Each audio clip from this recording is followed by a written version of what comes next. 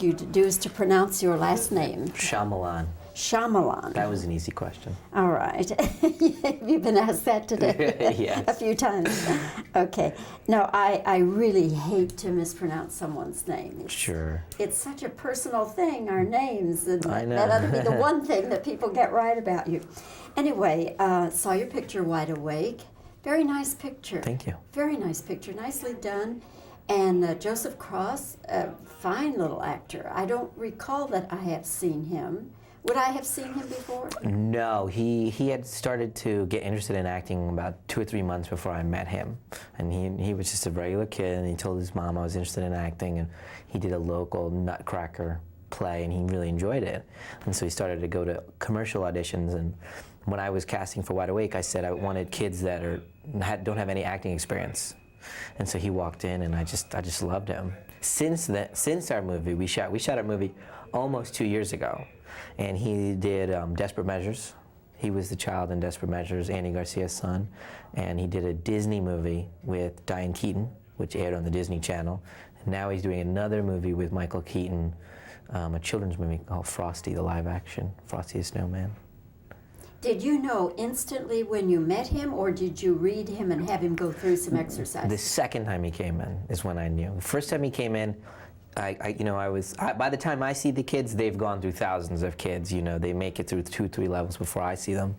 And he was among the bottom 5 that I chose to come back. You know, I had some questions. The second time he came in, you know, it was perfect. You know, he came in and he did the snow scene in the movie where he and his grandfather walk. It's a very emotional scene.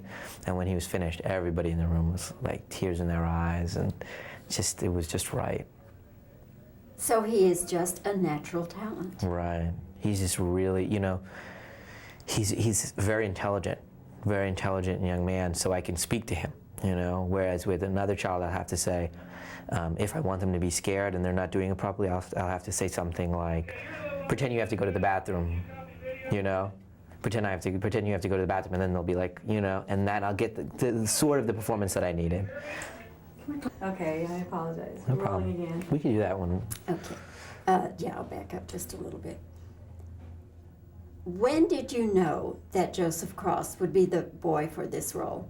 When he came in the second time to audition, we asked them all the acting kids to learn different scenes each time they came in to see different things. And the first time he came in, I had him do just a regular scene, just to see if it was natural.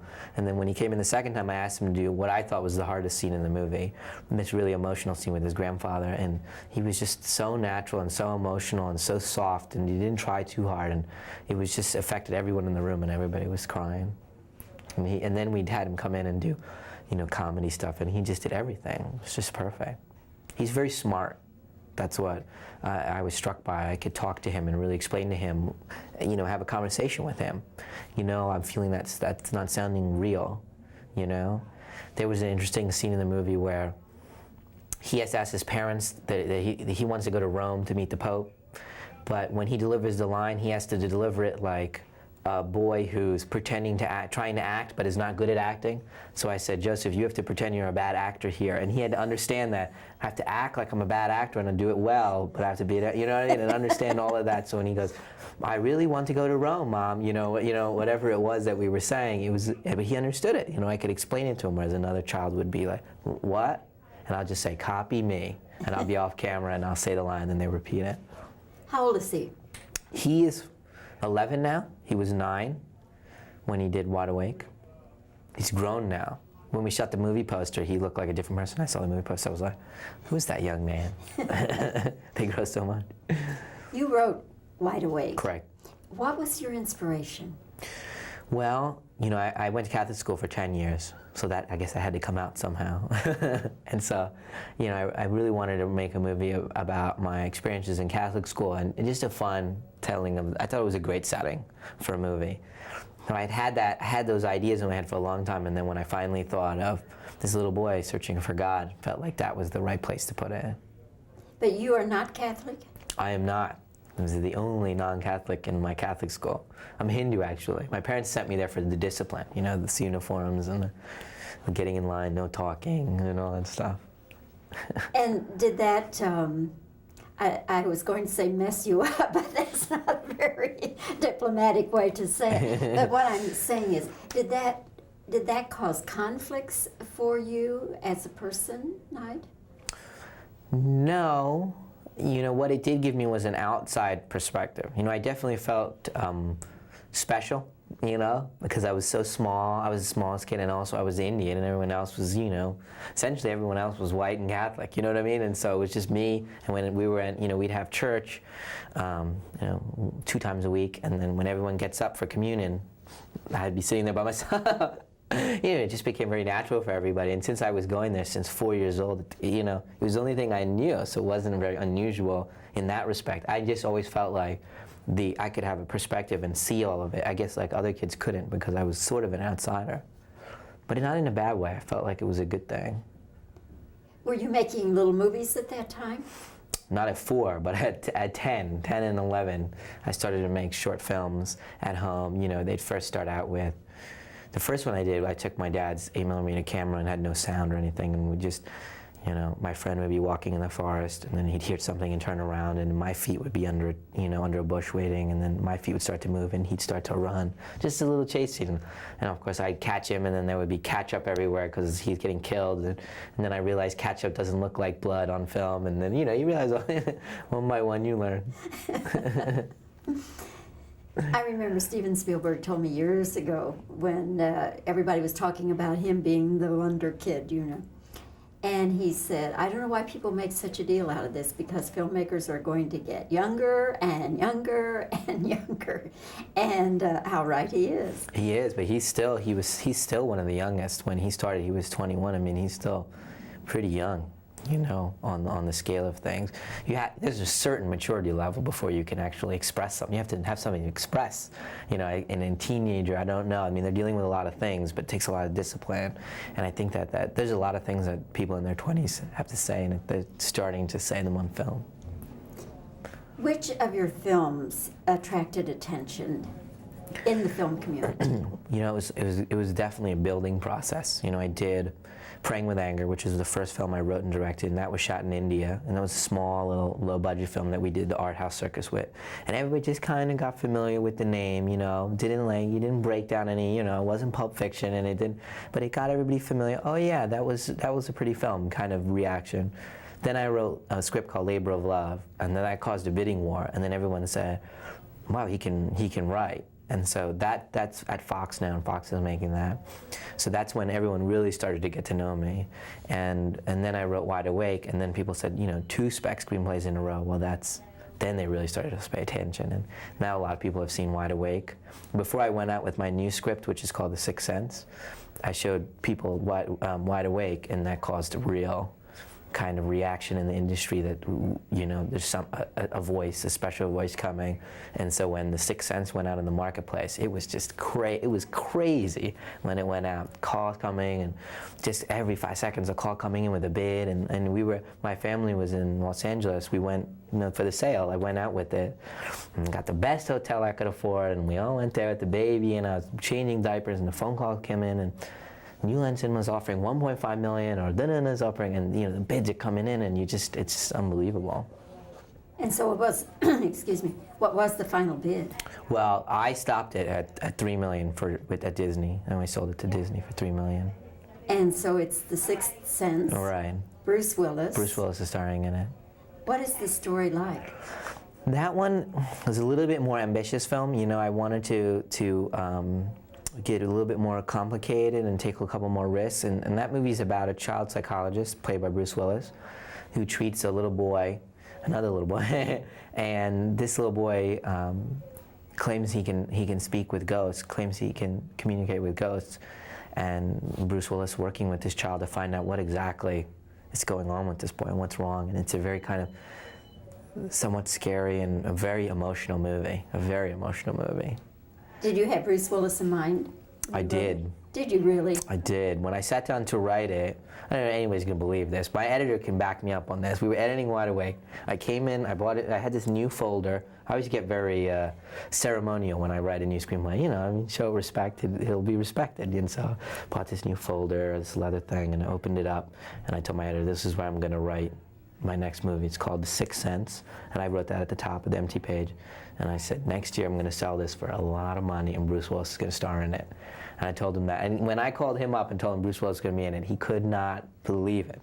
Could not believe it. I can't believe it. It's just one of those things. Have you met Bruce Willis? No, I've spoken with him, and he saw Wide Awake. We had a special screening of Wide Awake, and I guess he liked it. I know him quite well. Oh yeah? Yeah. I'm really excited to work with them. I think we'll get along. He seems like a guy's guy, you know. He is. He's unique. Yes. He is unique, and he likes to have a lot of fun. Yes. And yet, when it's time to go to work, he goes to work. Right. You know, I've had really great experiences with actors on Wide Awake and Praying with Anger, and the reason is I think that the actors come to my movies for the material, and they come from the experience to make a movie, a different movie. And if you come for that reason as opposed to a paycheck, or as opposed to, you know, I have to fulfill an obligation, or, you know, I have to do a sequel because that's the best thing for my career, you know, he's coming for the right reasons. He read a material and he thought this was really something powerful, and I want to be a part of it. Now, who are the directors you have been admiring all these years? There's a lot of them for individual reasons, but, you know, Spielberg, I think, is definitely, you know, now it's all politically correct to say Spielberg, you know, but pre-Schindler's List, saying Spielberg was like, oh, at film school, it was like, oh, what about Truffaut, and what about, and Godard, and all, but, you know, he shows a lot of respect for, in most of his films, he shows a lot of respect for children and their point of view and their feelings. He doesn't play it as silliness, but as the pure version of what you and I feel, you know, a very pure, wide-eyed version of it, and it's a wonderment of it, and has respect for that. And anytime you have respect for a subject matter, whether it's the Mafia and the Godfather, and you show respect for that world, or you show respect for children in E.T., you know, it has a great effect on screen, and he has that effect. And you know, it's just funny because Sixth Sense is being produced by Kathy Kennedy and Frank Marshall, which are his producers from before. So I feel like, you know, in my wall in my office, I have, you know, E.T., and it says Steven Spielberg, Kathy Kennedy, Frank Marshall. Now Sixth Sense is going to say Night Shyamalan, Kathy Kennedy, Frank Marshall. It's just weird. It's wonderful. Yes. I get kind of excited just listening to you tell about it. Oh, it's just been so strange, you know. Rosie O'Donnell called me, you know, a couple weekends ago, and she's like, "Can I get a tape of Wide Awake?" And I said, "Sure." And she said, "Because I was talking with Spielberg, and he really wants to see it." And I'm like, you know, it's just unbelievable what's going on right now. You just don't, you know what I mean? It used to be kind of, you know, trying to talk to the secretary and trying to get through, please read my screenplay, and that, and it doesn't seem all that far off from back then. But, you know, it's interesting.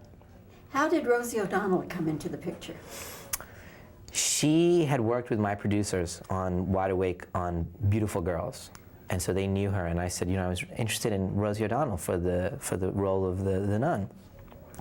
And they got her the screenplay, and she you know, she had really related to the movie. I think she went to Catholic school also, and, you know, she had lost her mother early, and also she had a lot of connections to it. So I went to her house and talked to her, and she said, you know, she didn't want to act in movies anymore. She was going to do this talk show, and, you know, she was going to do this thing, and whether it failed or not, she just wanted to do that. And I said, you know, we can do it in just amount of time and all this stuff. And so she said, okay, I'll do it if, you know, she didn't want to be Kathy Najimy in Sister Act, she said, you know, and I said, I understand exactly what you're saying. You want them to take you seriously and not be a caricature. And so I said, I promise you that will be the case. And so we went and did it. Well, I grew up in Catholic school. Right. And I could relate. I could almost put a name to those nuns. They were right on. Although I wouldn't take anything for that education. I wouldn't take anything for it, really. What do you mean? I mean that it was a very valuable education. I think so, too. I think so, too. For me, I was a very quiet kid, and I just wanted to blend in, and I didn't want to have, you know, I was very timid, a kid, and if I was in a public school, if I was in a, you know, where you have to dress up, what are you wearing, you know, and what is this thing your mom put on you, because my mom did, you know what I mean? But in that school, I didn't have to worry about the dress, and everybody, to a certain extent, got to be, you know, learn their lessons and all, and I felt like it was a good thing for me personally, you know, it really helped me until I was ready to be an individual. Do you know what I mean? It helped me just learn, which is what we were there for. Yes.